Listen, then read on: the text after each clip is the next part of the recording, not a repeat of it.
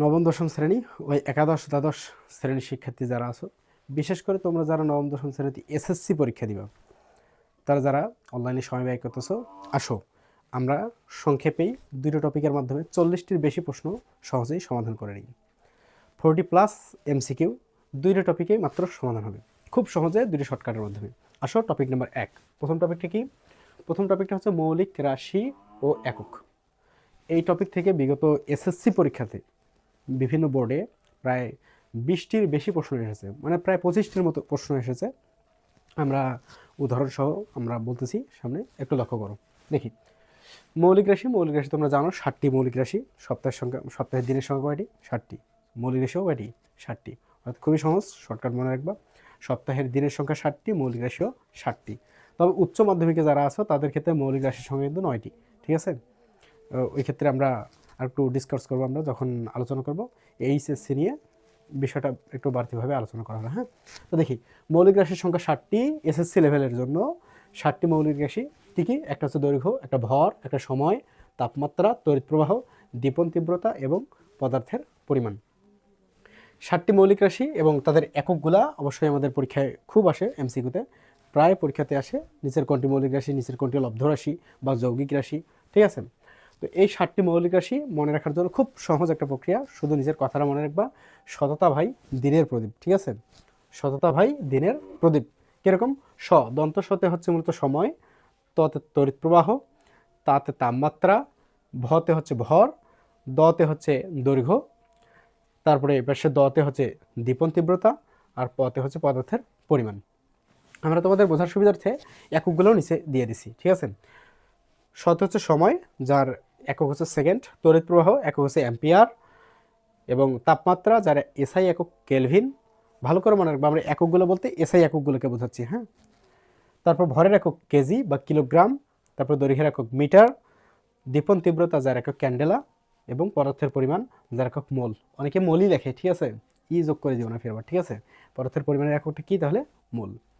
এখন কথা হচ্ছে, মূলত অনেকগুলো প্রশ্ন আসলো, 20টির বেশি প্রশ্ন, 25টির মতো প্রশ্ন কোথায় পেলেন? আসো আমরা একটু প্রমাণ দিই। হ্যাঁ, দেখি ডান পাশে আমরা ফর এক্সাম্পল উদাহরণসহ দুটা উল্লেখ করছি, অনেকগুলো আছে, অতগুলো এমসিকিউ তো তুলে দেওয়া সম্ভব না, তোমরা দেখে নিবা। হ্যাঁ, আমরা দুইটি সলিউশন করি।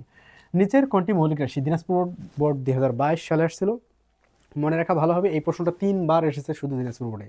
22 সাল, 23 সাল এবং 25 সালেও এসেছে এই একই রকম কোশ্চেন, শুধু টপিকগুলো একটু একটু করে চেঞ্জ হয়েছে। আমরা 22 সালের প্রশ্নটা সলিউশন করি। হ্যাঁ, নিচের কোনটি মৌলিক রাশি?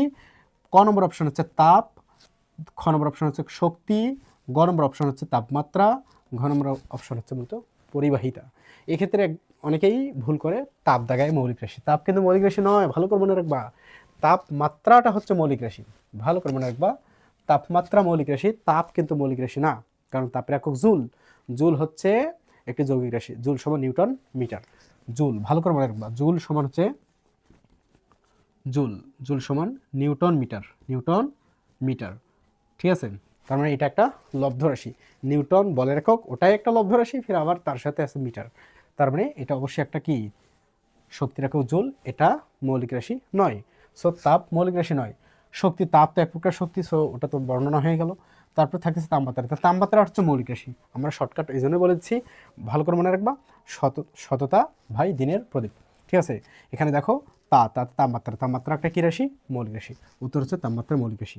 পরিবাহিতা হচ্ছে কন্ডাক্টিভিটি, যা বিদ্যুৎ পরিবাহিতা নির্দেশ করে, যার একক হচ্ছে সিমেন্স। অবশ্যই এটা একটা যৌগিক রাশি। ক্লিয়ার? নিচে আসি 2 নম্বর প্রশ্ন। হ্যাঁ, যেটা বলছিলাম, এই কোশ্চেনটাই আবার 23 সালে দিনাজপুর বোর্ডে এসেছে, একটু অপশনগুলো ভিন্নভাবে।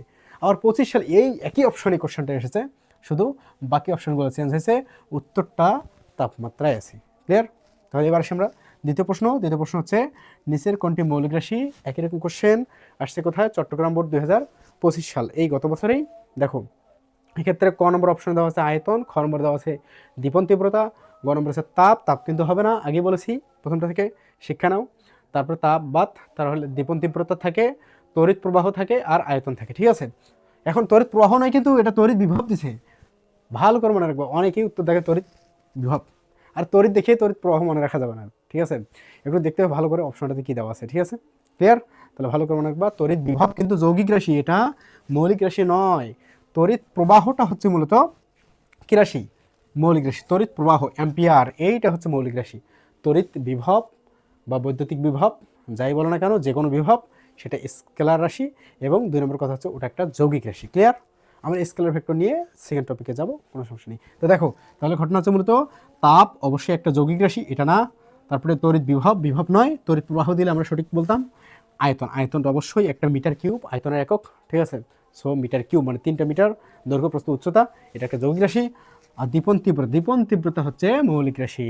এই যে প্রদীপ, সততা ভাই দিনের প্রদীপ, দীপন তীব্রতা কী রাশি?